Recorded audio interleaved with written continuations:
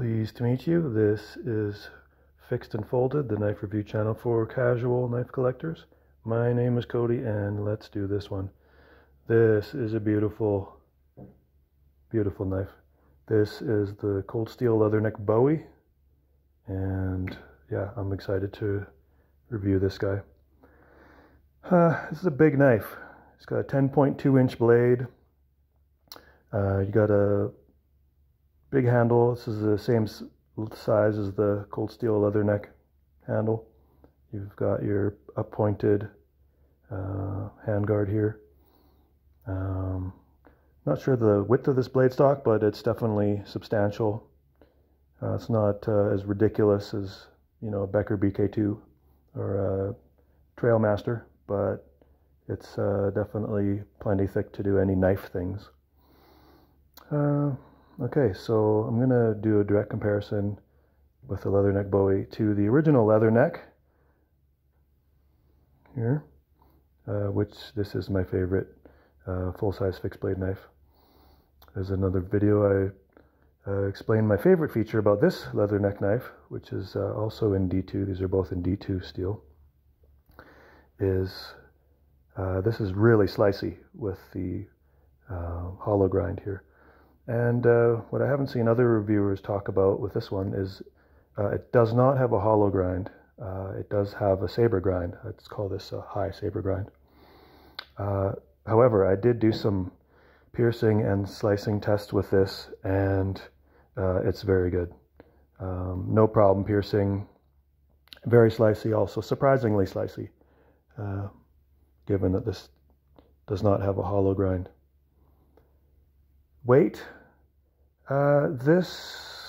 it's not light, but it could also be heavier for this size.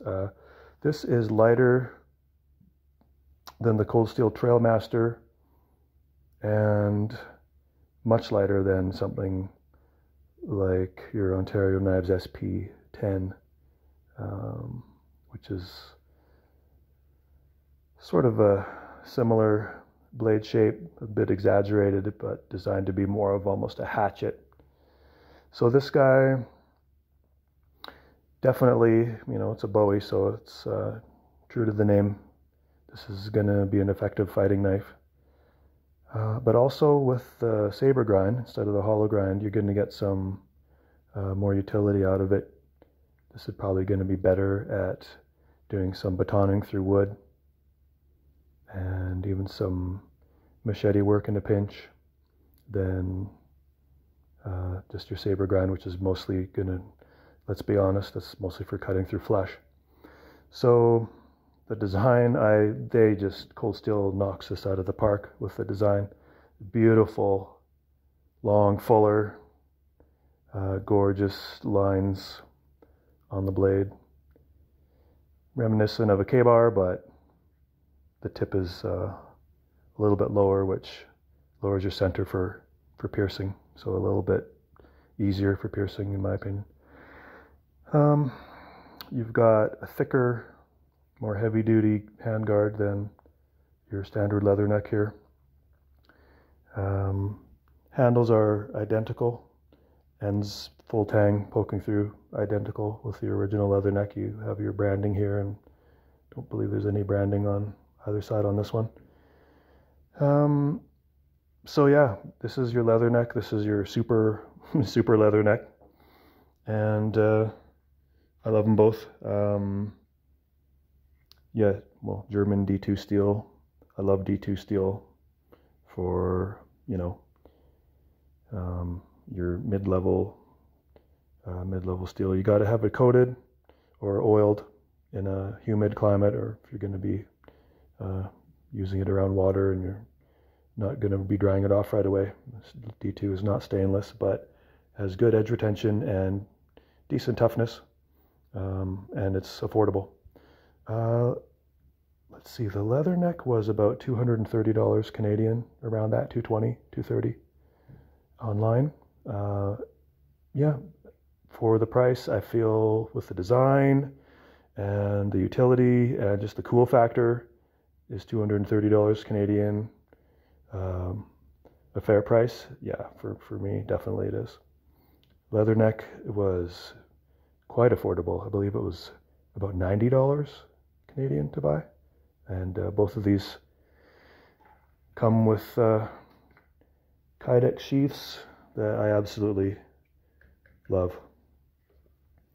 Easy to attach to your belt, and you know, very weatherproof, secure, easy to deploy, but also nice, clicks in securely, really well made. So let's see, I'll compare this with a couple other knives I got lying around. Got your cold steel SRK, which is, you know, it's got a similar blade shape. You've got your hollow grind here. This is not purely a combat knife. You can also do some survival tasks with this. Get your thumb over here a little more easily. And this has a 90-degree spine for sparks. This one, no, that's not going to happen. It's quite difficult to get your thumb over here to do, if you're going to be doing, you know, if you need to get your thumb here for fine control. This is not really what this knife's about. What you can do, a little bit of wood stuff, machete stuff, definitely defense,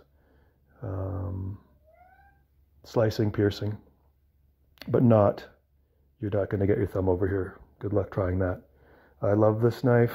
It's super cool. Not an all-around do-everything knife, but very good for, you know, I don't think anyone actually carries a huge Bowie knife nowadays for combat, but just really cool to have. Maybe a zombie apocalypse comes, this might be one of my choices for the get out of town knife. All right, so that's my review of the cold steel Leatherneck Bowie. Thank you very much. Have a good night. I'll see you later.